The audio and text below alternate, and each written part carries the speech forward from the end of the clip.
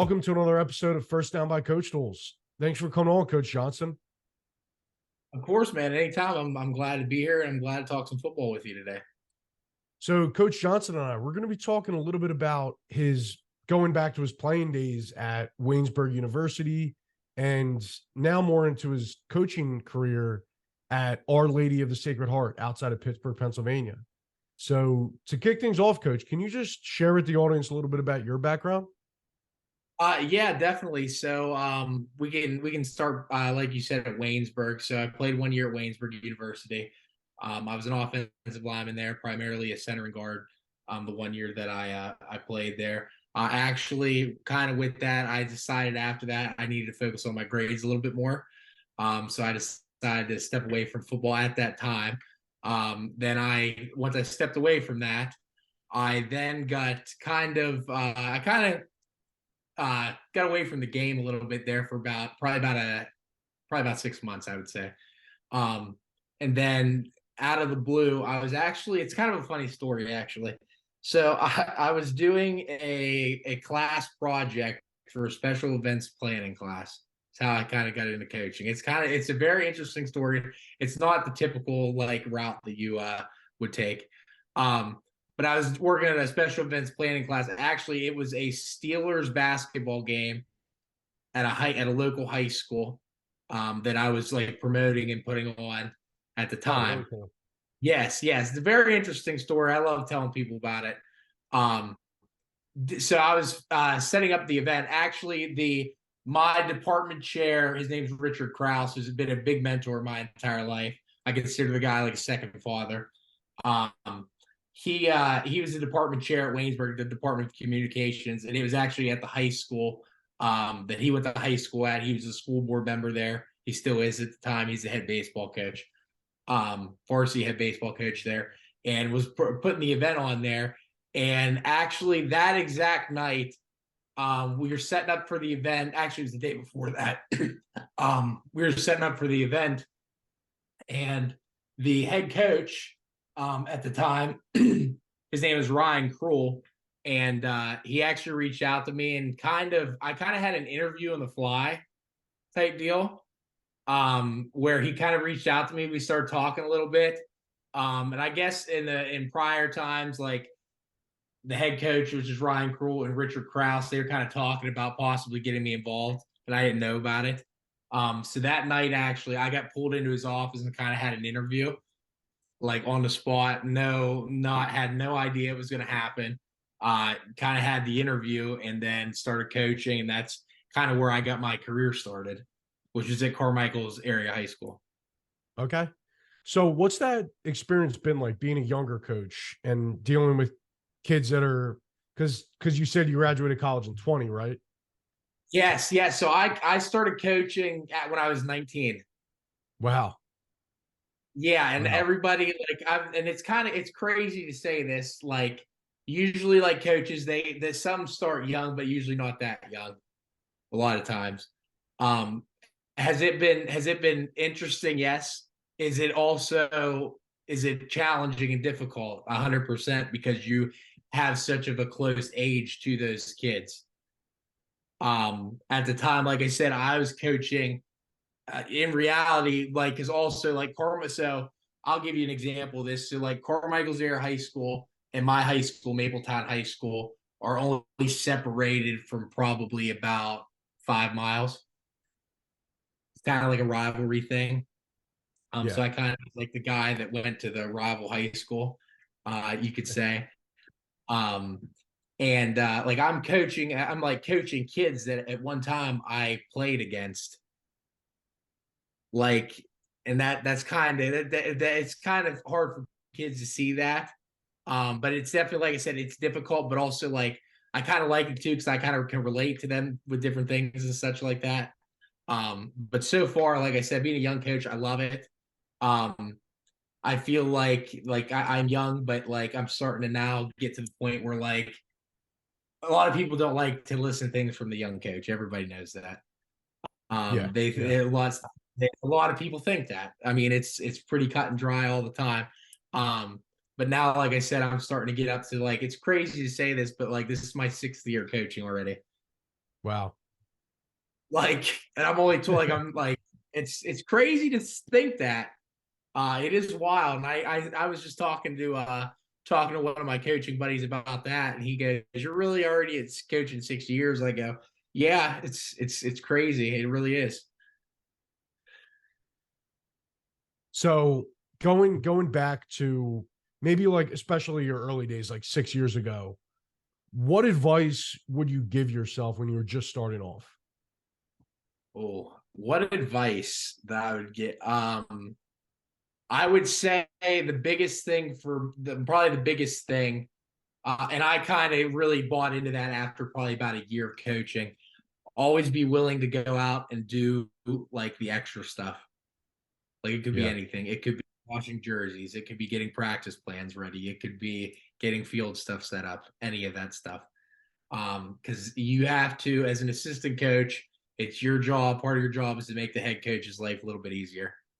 And that's something that I really like took to heart. I'd say over the last probably 5 years. Like this is like the first year where like I'd say probably a little bit last year and then this year where I kind of like I'm not now that young person that's like always like I'm in the middle of everything. Like I have to take care of everything. Like I got to make sure like now I have other people around me to help me with that kind of stuff. Where at times in the Yeah. past it was always me stuff ready.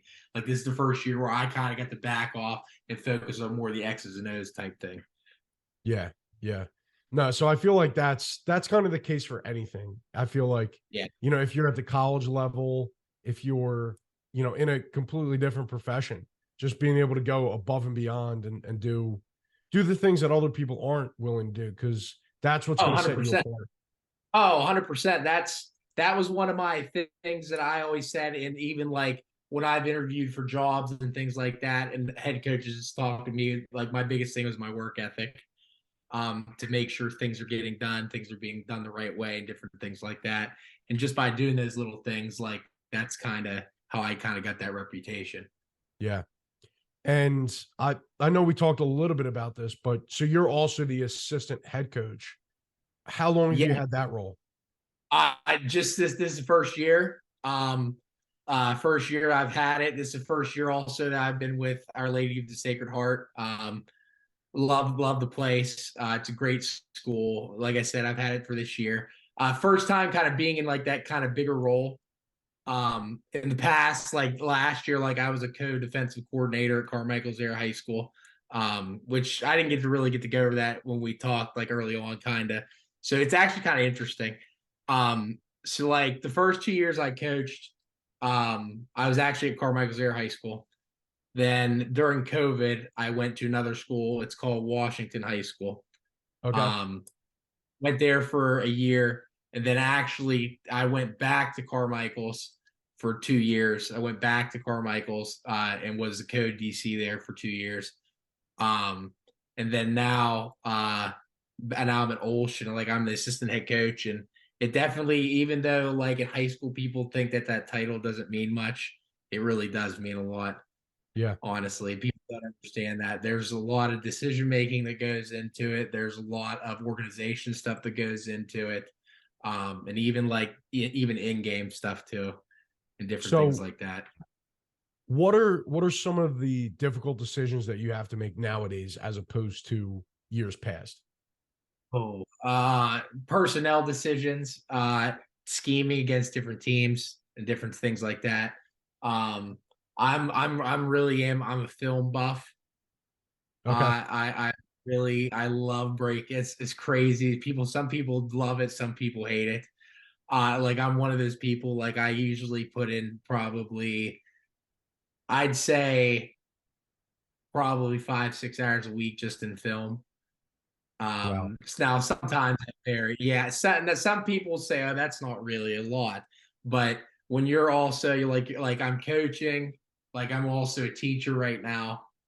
Like it's not an easy thing, and to fit six Yeah. hours in isn't easy too. Because I like an example, like I'm going from like 6 a.m. and some nights I'm not getting home till 8 o'clock. Yeah. And on Nice. top of that, I'm also on top of that too, I'm also getting a master's also. Oh, Another geez.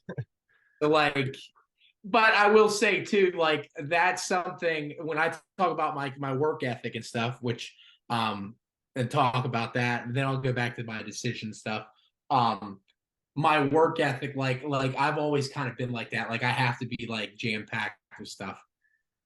Like it's just Yeah. a thing for me. Like I have to I'm used to that. Like I'm used to, oh, okay, we got to go to work from 7 a.m. to 3 p.m. Then you get practice, then you come home, you watch film, and then I'm not going to bed sometimes till 1 o'clock in the morning because I have to watch film, Yeah. stuff like that.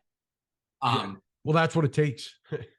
Oh yeah, it's 100%. It's very simple. Like my goal, honestly, I want to get to the next level. I would love to coach at the college level, whether it's D3, D2, or D1.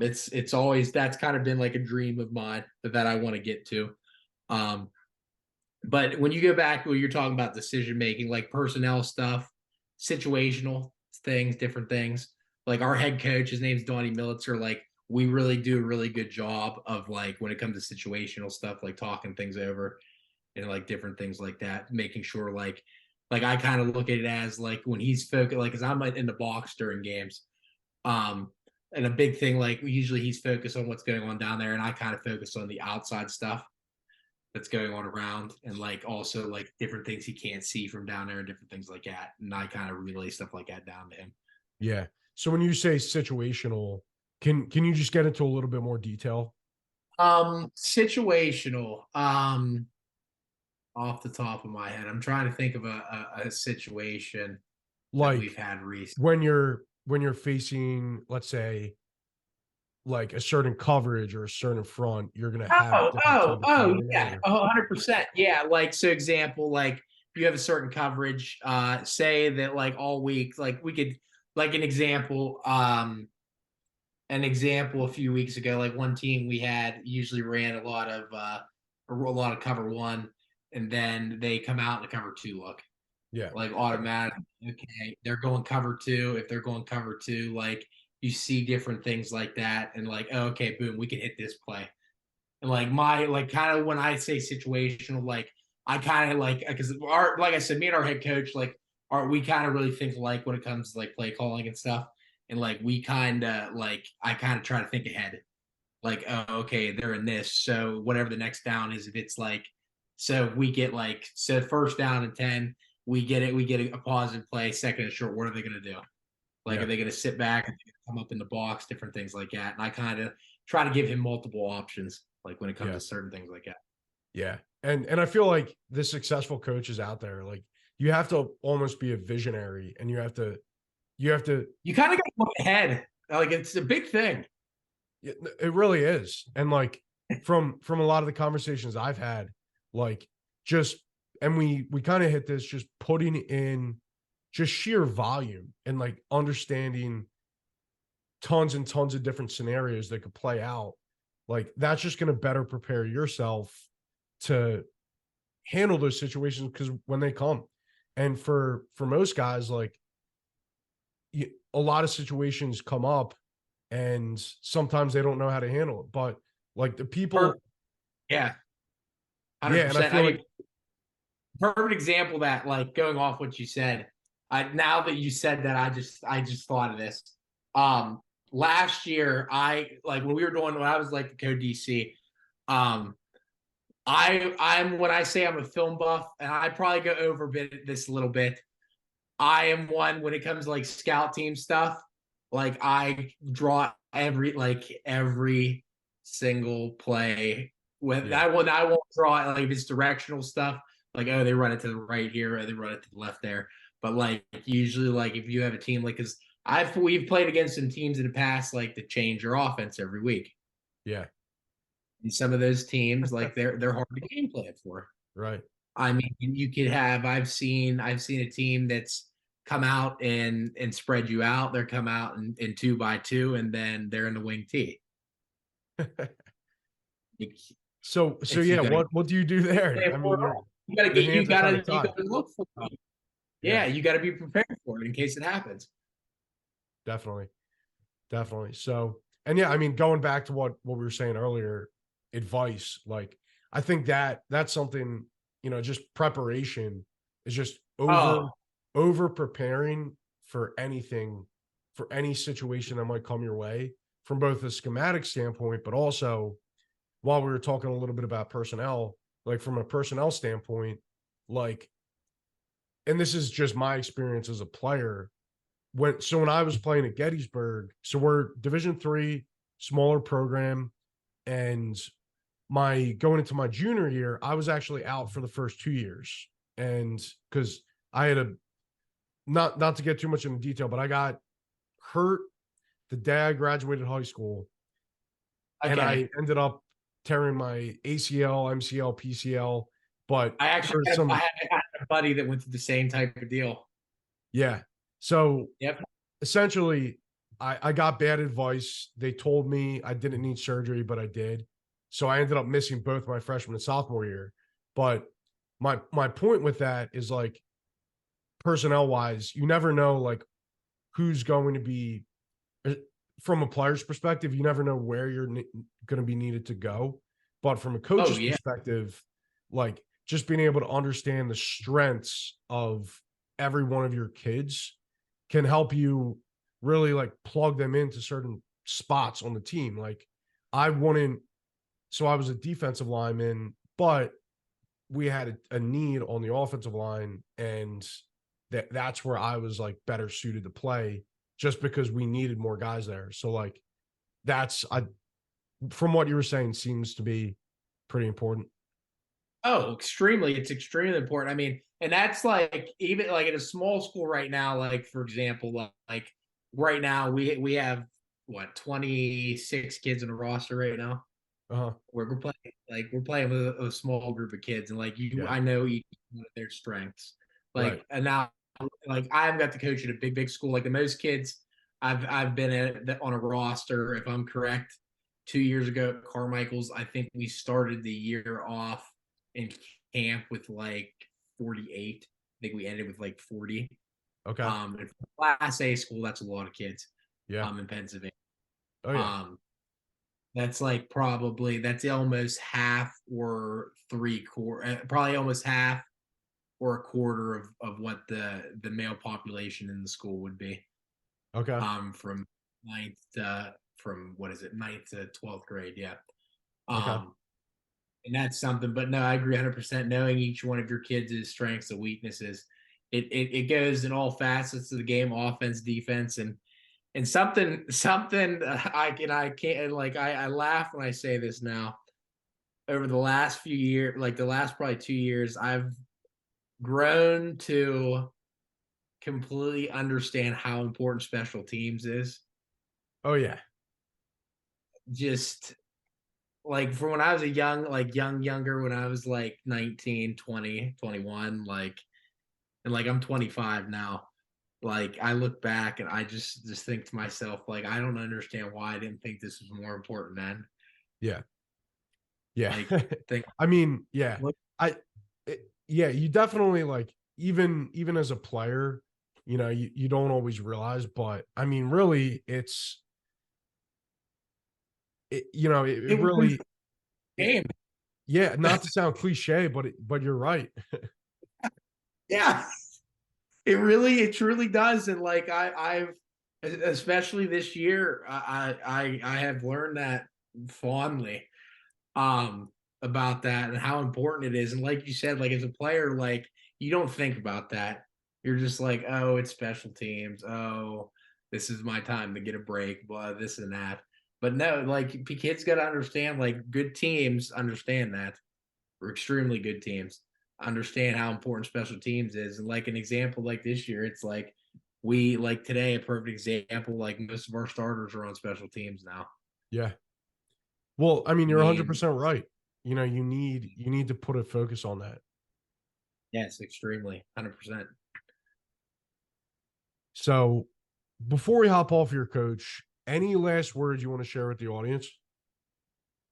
Any last words? I mean, only thing I could really say, when you were talking about like only other advice, thing that I could really leave, is that two things that I've learned over the last 6 years, um, accountability being accountable in the profession of coaching is extremely important. Always being accountable in any situation, whether it's good or bad. And then another thing, and probably I'd say up there probably one of my top 3 things as a coach that I've learned: organization skills, Mm-hmm. top notch. If you're organized, the rest will take care of itself. Oh yeah. Oh yeah. That's one thing I've learned. If you're organized, the rest will take care of itself.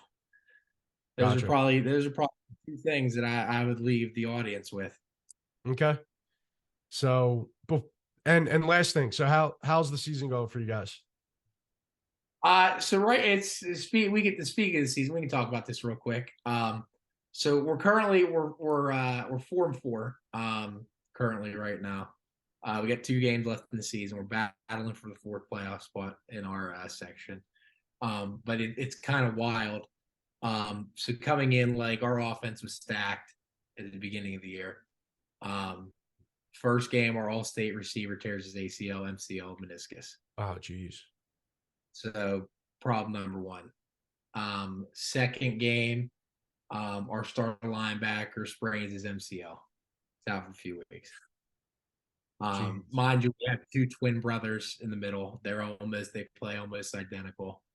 But I've noticed this in the coaching profession, and some people might laugh at me when I say this, but when you have, I've actually, this is kind of funny that we're talking about this. So, every year, the last 3 years I've coached, between the 2 years at Carmichael's and the 1 year at Olsh this year, I've had 2 twin set of brothers playing at middle linebacker.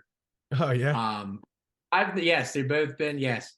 And I've noticed this over the last 3 years. When you take one brother away, the other one doesn't play the same. Oh, I 100% believe that. Some people laugh about that, and it's 100% the truth. But then that second game that happened, and then third game, we have a quarterback that he's 6'5", about 230. Last year he tore his ACL in his right leg. In his right leg, if I'm correct off the top of my head. And then this year started out first game of the year, threw for like 350. Oh yeah. Like 350, wow. 3 touchdowns, like ran for like 60 yards. So we're rolling. Second game wasn't a bad game either. Also, first game, he's a starting quarterback. He also plays defensive end for us. First game like that, then he has 4 sacks on defense first game. Oh like, wow. Absolute monster kid. Yeah. Was poised to break out. Then the third game, we're playing against Clareton, and it was in the first quarter, and he broke his fibia. Oh man.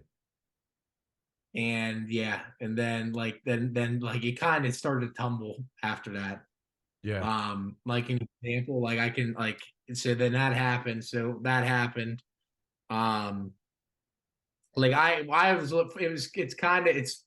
It's kind of heartbreaking to think about it. Like right now, we're right in the thick of it right now. We're down to like our 5th string quarterback right now. Oh wow. Like we have players playing that aren't quarterbacks, and people Yeah. know that. Other people know that too. Yeah. But like I went down and wrote out some of like the injuries we've had. Like and another example of an injury. What was it? 2 weeks ago, we were playing. It was a Saturday afternoon game. It was a 1:00 game against Burkettstown, and we were driving down at the end of the game. We ended up losing 19-13. And we had a kid, we talk about injuries.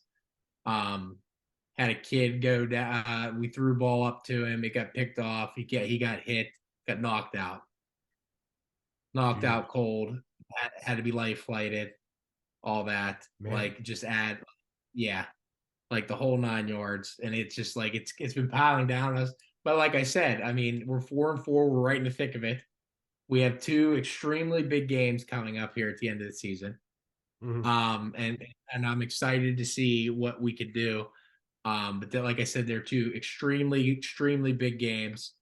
But and like I said, we'll see what will happen in the last two. So I'm excited. Big week this week. We prepared a lot for this week. We play a team called Bishop Canavan. I don't know if you ever heard of them from out that way. No. Okay, yeah, they're a really good 1A school. But we got them this week, and we got playing Friday night at 7 p.m. at home, and we'll see what will happen. There you go.